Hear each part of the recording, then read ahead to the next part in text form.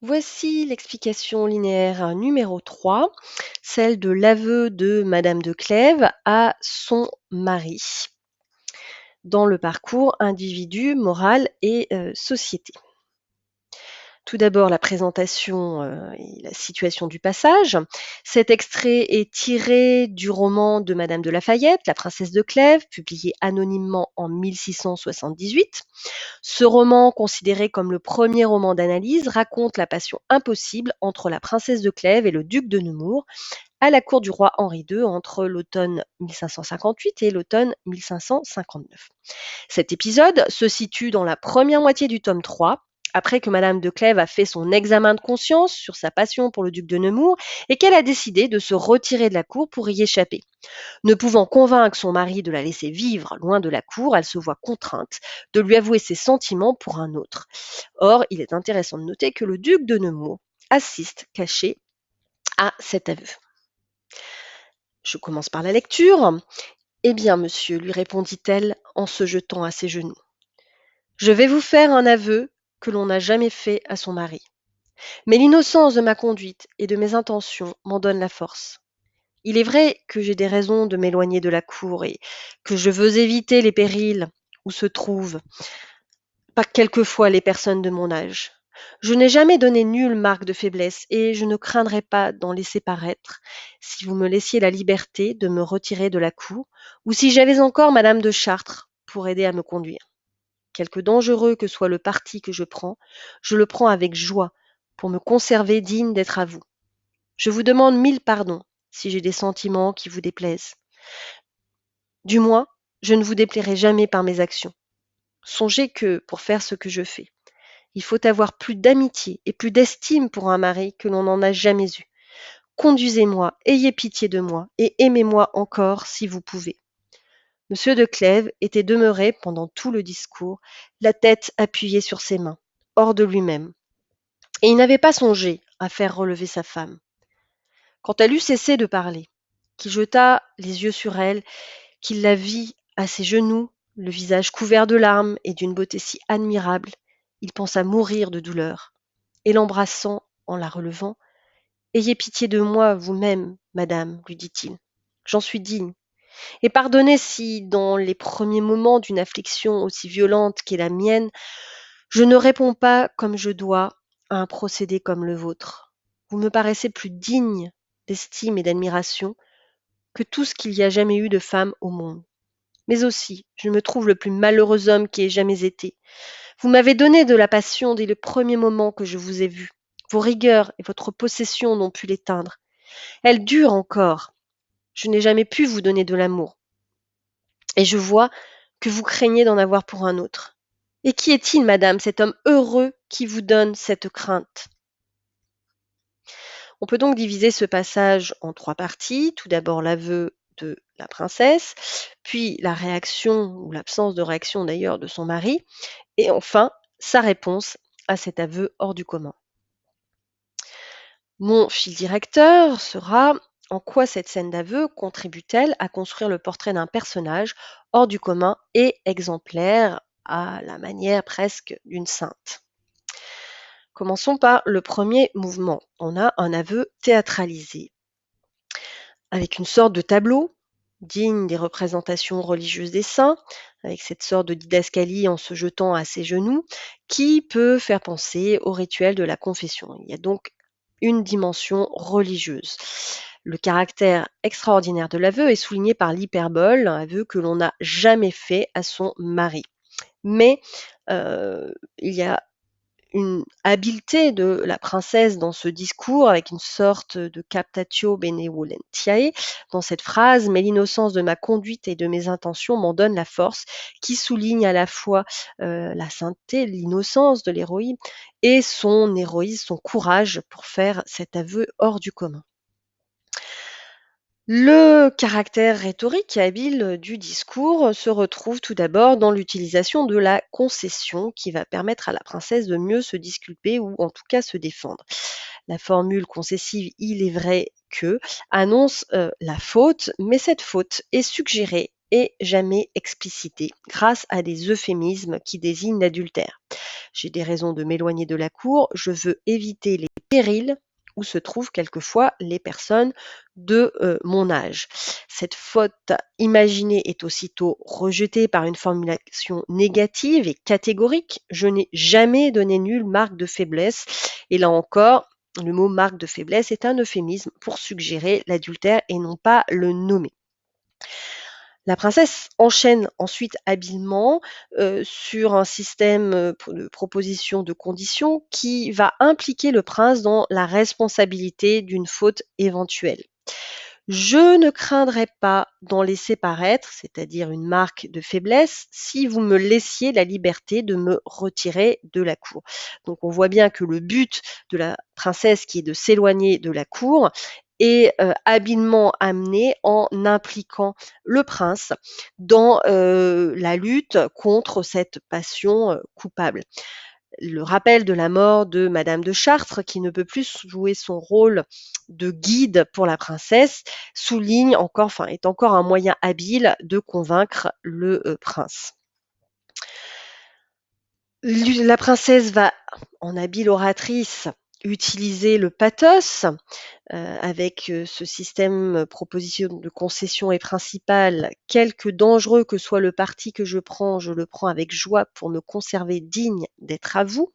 La princesse insiste sur le caractère héroïque de son acte, avec l'adjectif dangereux, et sur la noblesse de ses intentions, puisque c'est pour son mari qu'elle agit, c'est pour rester digne de lui.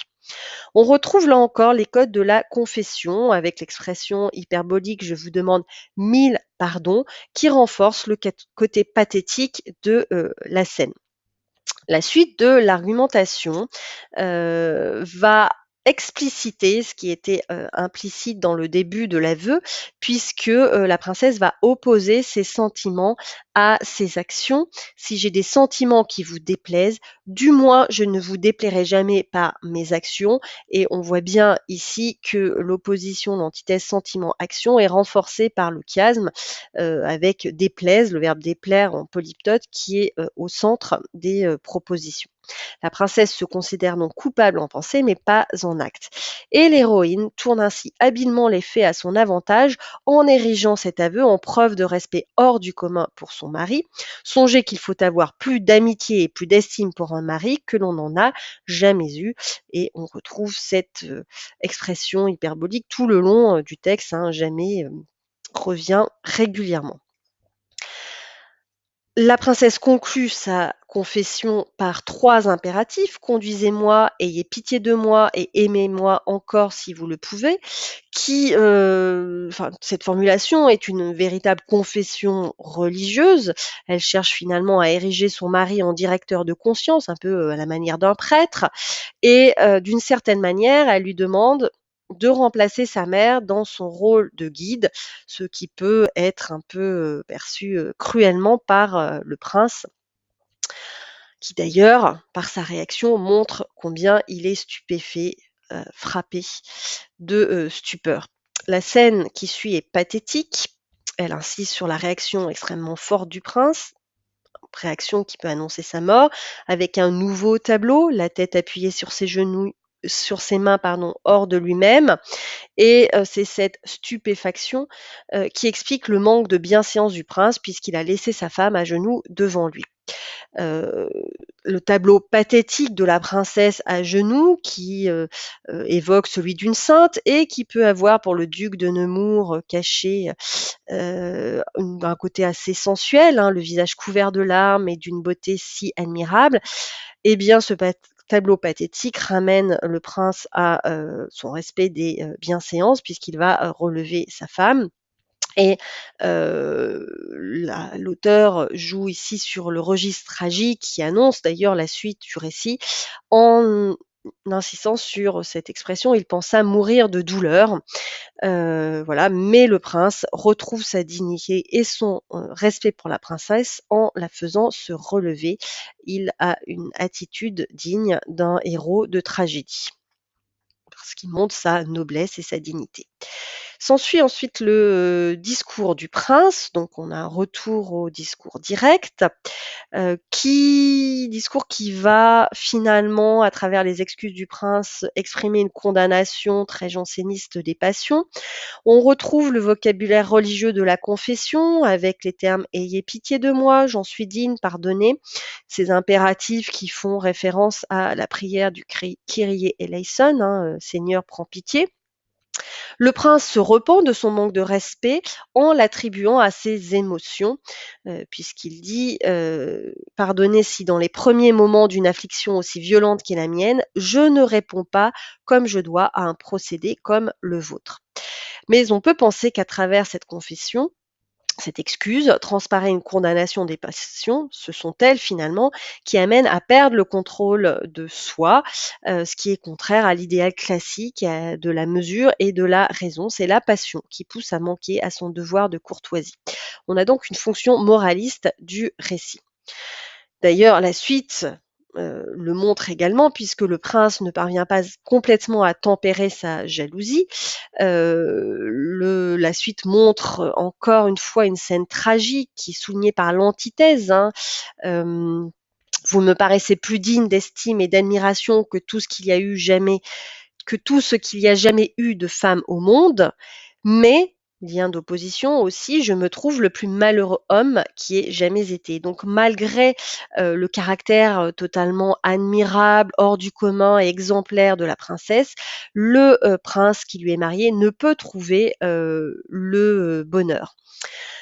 La suite est une accumulation de propositions en ascendette qui soulignent la passion hors du commun et durable du prince pour la princesse. Vous m'avez donné de la passion dès le premier moment que je vous ai vu. On a le topos de la scène de première vue du coup de foudre. Vos rigueurs et votre possession n'ont pu l'éteindre. On rappelle que le mariage n'a pas donné d'amour, n'a pas suscité l'amour de la princesse pour le prince qui, en souffre, terriblement et l'aveu de l'amour pour un autre, est particulièrement cruel pour le prince de Clèves, hein. «Je n'ai jamais pu vous donner de l'amour et je vois que vous craignez d'en avoir pour un autre». Le lien entre les 2 phrases est un lien d'opposition qui renforce, la cruauté de la situation. Le prince, rongé par la jalousie, essaie alors, dans une dernière question, en tout cas la dernière question de l'extrait, de connaître l'identité de son rival. En conclusion, je dirais que cet aveu fait ressortir le caractère hors du commun de la princesse, puisque celle-ci est presque érigée en sainte. Elle lutte contre la passion avec héroïsme pour ne pas s'éloigner du chemin de la vertu, que lui a, désigné sa mère. Cet extrait a donc une fonction moraliste qui s'inspire du jansénisme, notamment parce qu'il montre, pardon, la souffrance engendrée par des passions non maîtrisées, comme celle du prince de Clèves qui va mourir de douleur. Et pour, appuyer cette fonction moraliste, l'auteur utilise tous les ressorts des registres pathétiques et tragiques. Voilà pour l'explication de, ce troisième extrait du parcours individu moral et social.